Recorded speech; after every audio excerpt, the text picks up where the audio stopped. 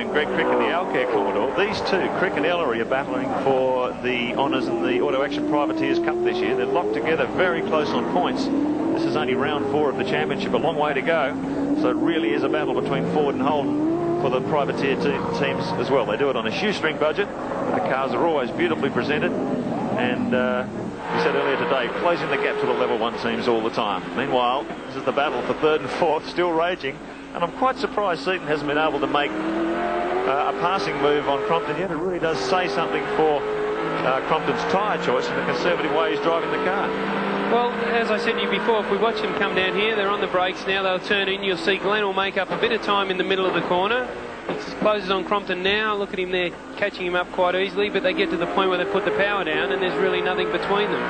And that's the whole problem. Glenn not only needs to be able to carry more speed across the corner, but he needs to be able to either outbrake Neil coming into the corner or get on the throttle a touch earlier coming out. As it is, there's nothing between them in a straight line. And Glenn's just in a no-win situation at this time. Time's very consistent. Lowndes last lap across the 55.65. And these guys running in the 56-second bracket.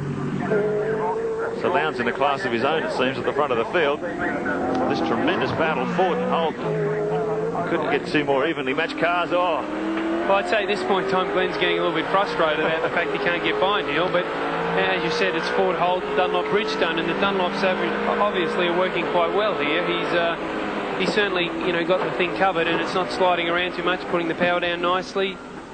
Well, Crompton will be pleased with this performance. He's had a pretty frustrating season so far. A 5th at Eastern Creek, only 11th at Sandown. Another 5th position at Bathurst. 49 points coming into this championship, only 10th on the scale. So if he can get a little bit of a points haul here, it might move him right up the championship battle. Look how close Seaton gets there, but still nothing he can do about it. It really doesn't get any better than this. V8 touring car action, Aussie style. Once again, this is the battle for 3rd place. You're watching Neil Crompton. There is the number 1 car, Shell FAI Falcon of John Bowe. He is currently positioned 5 on the track and about 3 seconds behind Glenn Seaton and Neil Crompton. Should be throwing that around a bit, Brad. He certainly is, and he's actually catching the other two a little bit because they're starting to drive Neil's starting to drive just a touch defensively, and so that's allowed Bowe to slowly close that gap up.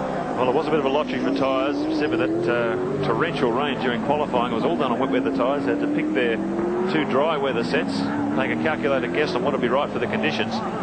So it really may turn the championship a little upside down. Bowe came into this championship as the leader on points, currently running in 5th position with his closest man in points in second. Lowndes leading the race very comfortably ahead of Peter Brock. We'll take race cam. This battle has been going all race long. 19 laps completed for our race leader. So 2 left. And it's down to the business end. How long will Glenn Seaton wait? How desperate will Glenn Seaton get? He is right on the hammer of Neil Crompton and has been, I guess, for the past 10 or so laps. And maybe his polite driving style is going to be thrown out the window over the next 3 or 4 kilometres as we near the end of heat number 2 here at Symmons Plains. This is where Brad has hinted that these Rock Benson engines that power the Coca-Cola Commodores really come into a class of their own. Glenn Seaton just thinking ahead. I don't think there's any doubting that the strongest cars in a straight line are probably the Brock cars. I mean, the mobile cars are very strong. The whisper in the pits is that with Craig's car, they've got a different manifold on it this weekend, and it's also different to the one they're running on the Brock car, but I'm not sure that that's a difference. Craig's obviously driving the car very well, and he's certainly got everyone else in the field covered quite well at the moment. He's got a very comfortable gap, and he's just basically cruising around waiting for the end of the race. He's making this look very, very easy. He's destroyed the first heat. Now he's 7.6 seconds up on Brock in the second.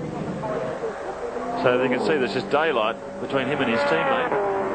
Just a stroll on a Sunday afternoon. Greg Lowndes has been averaging about half a second a lap faster than his nearest rival. And Lowndes now has only 2 corners to negotiate before the black and white falls. And his 100% record remains here at Symmons Plains. Final corner, checkered flag time. And Craig Lowndes is your winner. Car number 15. His teammate the veteran in the very familiar 05 car, Peter Brock, takes out second, and the battle for third continues.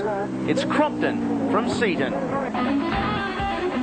Ah, yes, he's doing it easy. Craig Lowndes, 2 from 2 at Symmons today. Peter Brock in second position. Neil